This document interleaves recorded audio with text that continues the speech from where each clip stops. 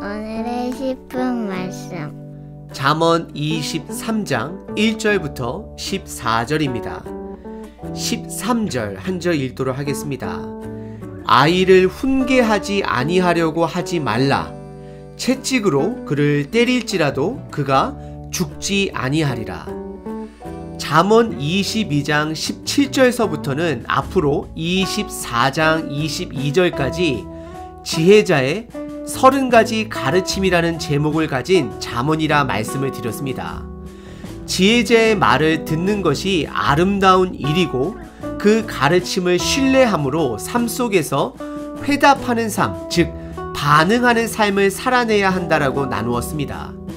그리고 지혜자의 30가지 가르침의 내용에는 큰 두 가지의 주제가 있는데, 첫 번째는 사회의 정의, 그리고 두 번째는 개인적인 성품에 대한 주제를 가지고 있다 말씀을 드렸습니다. 그리고 사회의 정의에서는 우리가 적극적으로 참여해야 되는 부분과 참여하지 말아야 할 악한 부분이 있음을 나누었습니다.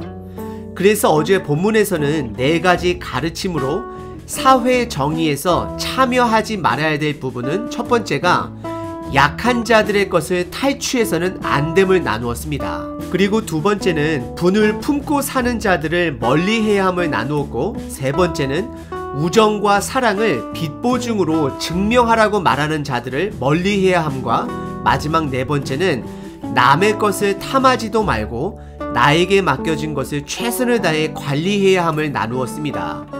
오늘 본문은 이어서 추가적인 4가지 가르침을 주고 있습니다. 첫 번째는 분별력과 절제를 가지고 살아야 함을 가르칩니다. 두 번째는 지혜로운 성품에 대해서 말하고 있습니다. 세 번째는 반복적으로 약한 자들의 것을 탐하지 말아야 할 것을 가르칩니다. 마지막 네 번째는 가르침의 중요성에 대해 다루고 있습니다. 첫 번째 가르침은 1절서부터 8절까지 육신의 욕망으로 절제하지 못하고 분별력을 잃어버린 자들을 향한 경고입니다. 1절에 내가 관원과 함께 식사를 먹을 때 그 관원이 누구인지를 생각하라 라고 잠언은 말합니다. 여기서 관원이라는 표현은 높은 사람을 말하는 것입니다. 맛있는 음식에 마음을 빼앗기지 말고 지금 내가 누구하고 식사를 하고 있는지를 분별력으로 볼 수 있어야 한다라고 잠언은 말합니다.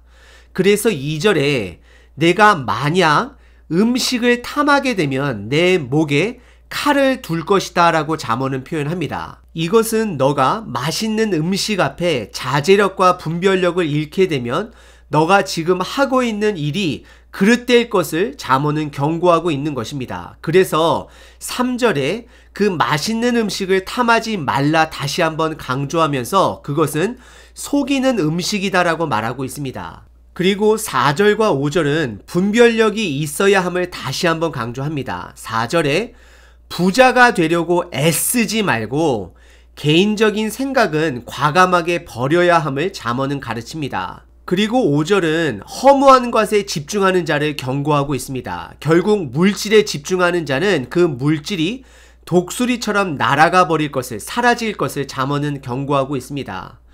잠언은 우리가 이 땅에 살면서 썩어질 이 땅의 것에 집중하지 말고 영원한 하늘나라의 것을 볼 수 있어야 한다라고 말하고 있습니다. 그리고 6절서부터 8절은 다시 한번 그 맛있는 음식을 탐하지 말고 절제함으로 분별력을 가져야 하는데, 이것을 잃어버리게 되면 결국 그 탐한 모든 것을 토해내게 되고 사라지게 될 것이라고 다시 한번 경고하고 있습니다. 잠언은 우리에게 절제와 분별력을 가르치고 있습니다. 절제와 분별력을 가진 자는 삶의 방향을 볼 줄 아는 자이고, 절제와 분별력을 잃어버린 자들은 세상 환경의 흐름에 따라 휩쓸려 사는 자들입니다. 믿음의 사람들은 기억하셔야 합니다. 우리는 이 땅에 하나님의 자녀로 살아가야 할 임무를 가지고 있습니다. 그리고 두 번째 가르침은 지혜로운 성품입니다. 9절과 12절에 지혜로운 자의 성품은 들을 수 있는 자다라고 말을 합니다. 9절에 미련한 자의 귀에 말하지 말라라고 말을 합니다. 그 이유는 그가 너의 지혜로운 가르침을 업신여길 것이다 라고 잠언은 말합니다. 결국 미련한 자는 가르침을 듣지 않는 자들입니다. 하지만 지혜로운 자는 듣는 자들입니다. 그래서 12절에 훈계를 마음으로 받아야 함과 지식의 말씀에 귀를 기울여야 함을 가르치고 있습니다. 지혜로운 자는 성장하는 자입니다. 성장하는 자는 듣는 자입니다. 반대로 성장이 멈춘 자는 하나님의 말씀을 듣지 않는 자들입니다. 그리고 세 번째 가르침은 약한 자들의 것을 탐하지 말아야 할 것을 다시 한번 잠언은 강조합니다. 이미 전장인 22장에서 다루었습니다. 23장 10절과 11절에 특별히 10절에 보시면 지게석을 옮기지 말고 고아들의 밭을 침범하지 말 것을 말하고 있습니다. 지게석은 땅의 경계선을 말합니다. 남의 것, 특별히 약한 고아들의 밭을 침범하는 자들은 11절에 하나님께서 반드시 심판할 것을 경고하고 계십니다. 그리고 마지막 네 번째 가르침은 13절과 14절입니다. 좀 강한 표현입니다. 13절에 아이를 훈계하지 아니하려고 하지 말아야 한다라고 가르칩니다. 이것은 사람은 어렸을 때부터 훈계를 통해 성장해야 함을 말하고 있습니다. 그리고 잠언은 강한 표현으로 채찍으로 때리더라도 그 아이가 죽지 않을 것을 말합니다. 이것은 실질적으로 아이를 때리라는 말이 절대 아닙니다. 부모 입장에서 내 자녀가 아직 너무 어리고 이쁘다 할지라도 적극적으로 자녀를 훈계해야 함을 말하고 있습니다. 대략 태어나서부터 12세 전까지 자녀들에게는 아이들의 의사가 중요한 것이 아니라 부모로서 무엇이 올바르고 그릇된 것인지를 분명하게 알려주어야 합니다. 이것이 오늘 잠언에서 말하는 채찍으로 훈계하라는 표현에 해당이 되는 것입니다.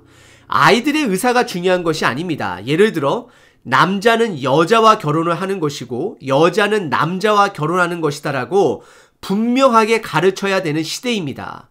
설득하는 것이 아닙니다. 술에 취하는 것, 담배, 마약은 선택이 아니라 나쁜 것이다라고 분명하게 알려주어야 합니다. 그리고 주일에는 너가 예배를 가고 싶으면 가도 되고 가기 싫으면 안 가도 되는 것이 아니라 믿는 자의 도리로서 주일날에는 공동체와 함께 예배를 드려야 함을 반드시 가르쳐야 합니다. 이런 옳고 그름의 성경적 기준을 정확하게 어려서부터 자녀들에게 알려주어야 하는 것입니다. 오늘 잠언에서 말하는 표현, 채찍으로 때리더라라고 하는 표현이 어려서부터 가르쳐야 된다는 것입니다. 그리고 두 번째 훈계는 아이들의 생각을 들으면서 하나님을 신뢰하고 자녀를 믿어주는 훈육 시기를 말하고 있습니다. 보통은 티네이저라고 하죠. 13살부터입니다. 중학생부터인데요. 만약에 13살 전에 자녀들에게 성경의 복음을 가르치지 않게 되면 많은 어려움을 경험하는 부모들을 보게 됩니다. 어렸을 때는 그냥 이쁘기 때문에 나중에 알아서 믿겠지, 올바르게 행동하겠지 생각하게 되면 그것은 잘못된 생각입니다. 부모는 어려서부터 자녀들에게 마땅히 가르쳐야 할 것을 반드시 가르쳐야 하고 품에 떠나기 전까지는 포기해서는 안 되는 것입니다. 믿음의 부모는 교회 문화에 적응을 잘하는 자녀를 만들어서는 안 되는 것입니다. 제자로 만들어야 하는 것입니다. 그래서 14절에 자녀를 채찍으로 때리면, 즉 어려서부터 강하게 훈육하고 끝까지 가르치면 그들의 영혼이 스올에서, 즉 죽음에서 구원을 얻는다라고 말을 합니다. 오늘 본문은 네 가지 가르침에 대해 나누었습니다. 첫 번째는 절제를 통한 분별력, 두 번째는 지혜로운 성품은 듣는 것이다, 세 번째는 약한 자들의 것을 탐하지 말라, 마지막 네 번째는 가르침의 중요성에 대해 다루었습니다. 지금 시대는 모든 사람들이 부자가 되기 위해 달려가는 시대입니다. 성경은 우리들에게, 그리고 우리 자녀들에게 이 땅의 절제력과 분별력을 통해 하나님의 자녀로 살아가야 함을 말하고 있습니다. 우리들은 부자 되기 위해 달려가는 자들이 아니라 하나님의 자녀로서 완성될 그 하나님의 나라를 바라보고 달려가는 자들입니다. 그래서 우리는 하나님의 말씀을 온 가족이 매일매일 듣고 묵상하고 나눠야 하는 것입니다. 오늘 하루도 절제력과 분별력으로 나의 삶을 살아내시고 여러분 자녀들이 있다라면 더 늦기 전에 자녀들에게 복음을 온전히 가르치시는 저와 여러분 되시길 바랍니다.